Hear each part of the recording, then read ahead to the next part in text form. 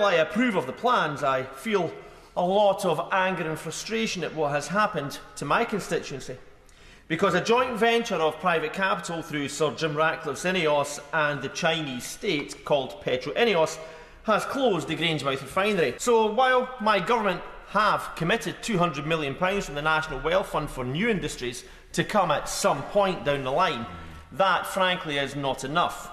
Because at Grangemouth we have seen another unjust transition. What these last 4 decades of privatisation has also highlighted is the danger of private capital and foreign government ownership of our vital industry.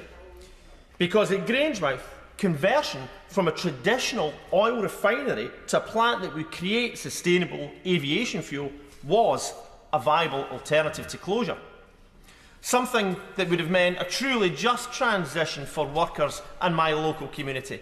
It would have helped the government meet our ambitious SAF mandates and also, obviously, helped the UK aviation industry. But conversion was not deemed profitable enough for Petro-INEOS.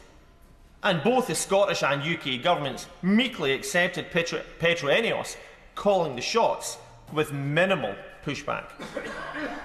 Madam Deputy Speaker, that is an example of working class communities being let down by the collective political class.